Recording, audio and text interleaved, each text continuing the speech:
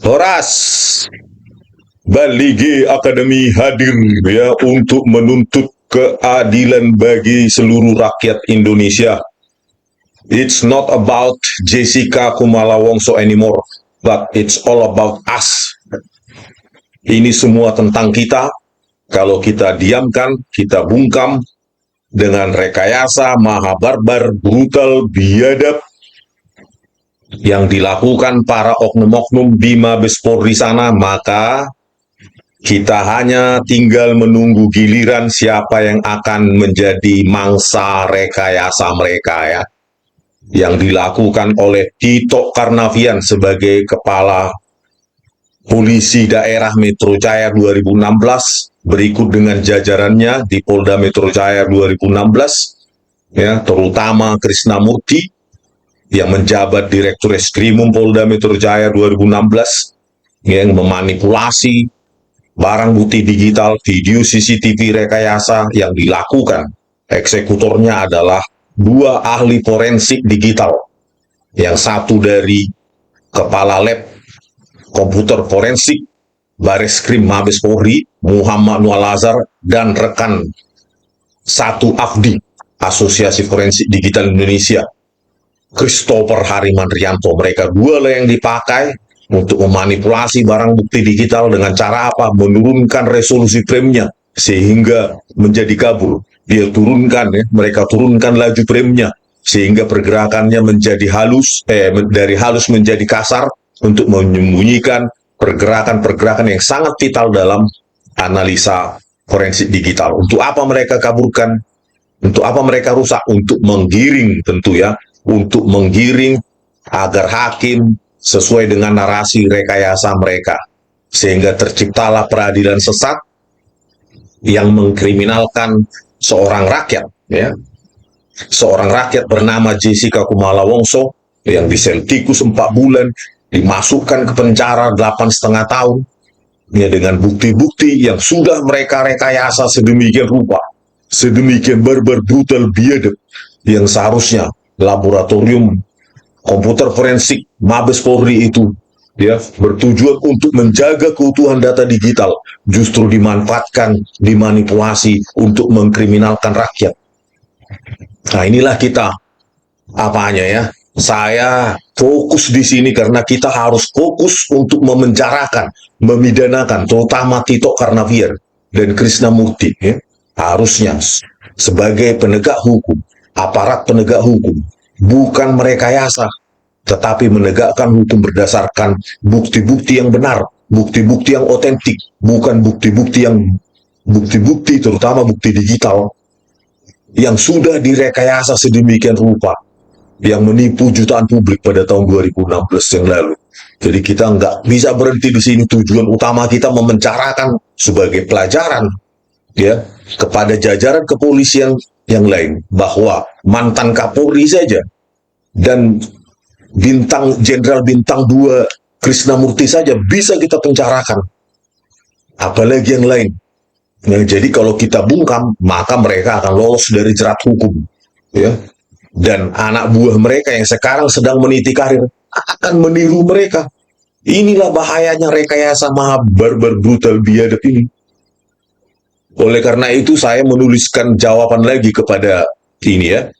Sudah 10 Mei yang lalu kalau nggak salah tanggapannya, tidak ada jawaban apapun dari Komisi 3 DPR RI yang tugas kalian harusnya melindungi rakyat dari rekayasa maha barbar, brutal, biadab ini oleh aparat penegak hukum.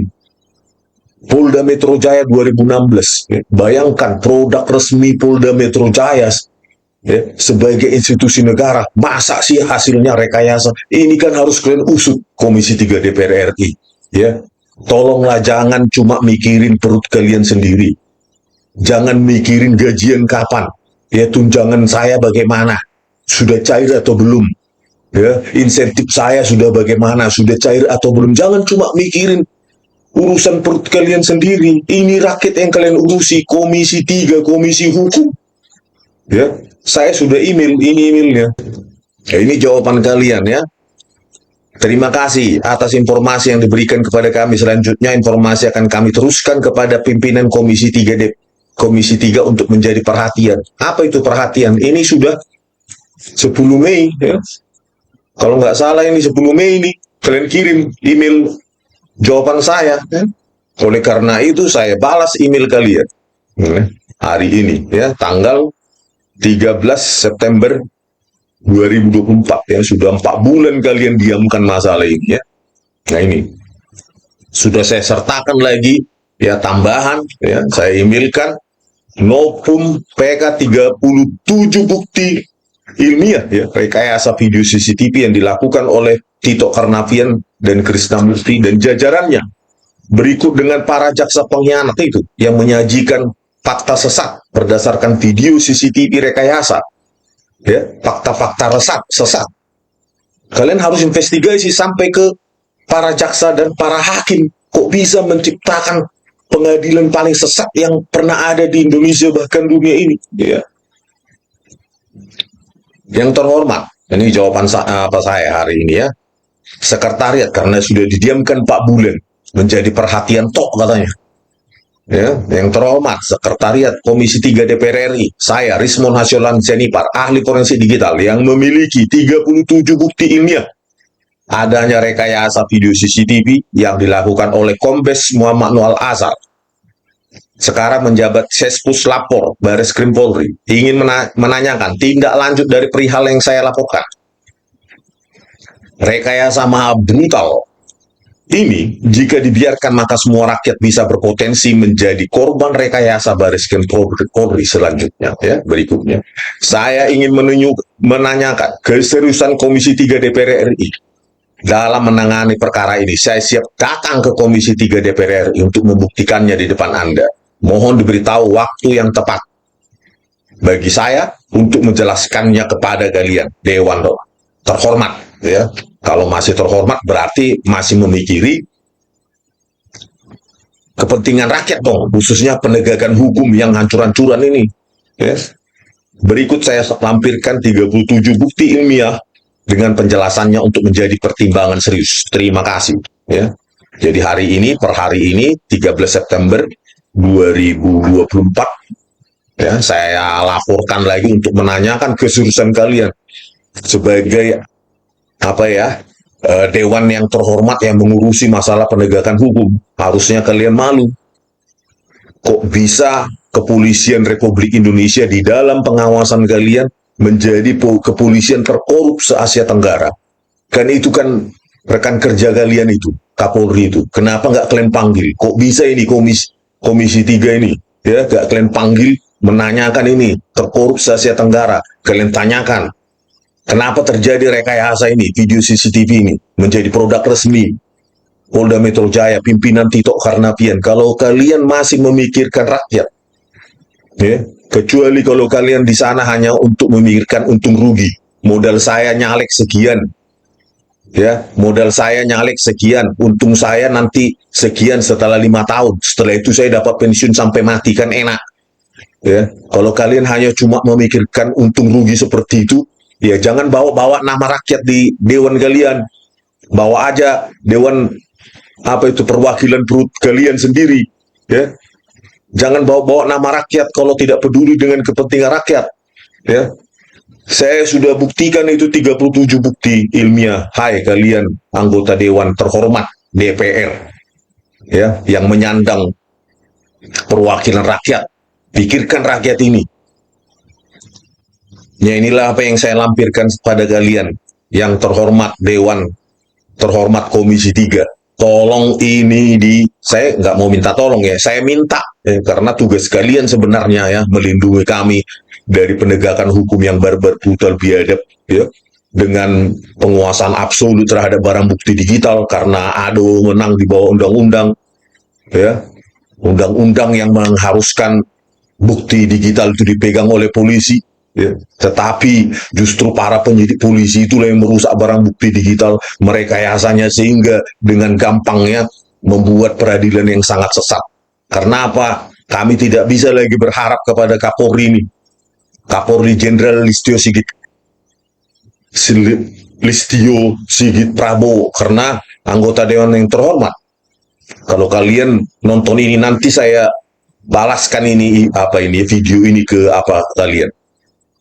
Ya, setelah saya publikasi video ini, saya kirimkan lagi link video ini ke email kalian supaya kalian tonton.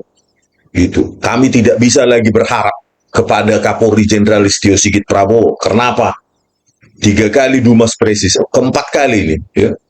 3 kali, pertama 1 Maret 2024, yang kedua 31 Maret 2024, 10 Juni 2024, kemarin yang terakhir beberapa hari yang lalu, ya, bulan September 2024, ke Dumas Presisi Polri sudah kami laporkan, ya, hak apa kami, kewajiban kami sebagai rakyat kami lakukan untuk membenahi institusi Polri yang seharusnya tugas kalian sebagai anggota dewan untuk memperbaiki ini, tugas kalian untuk mengawasi ini.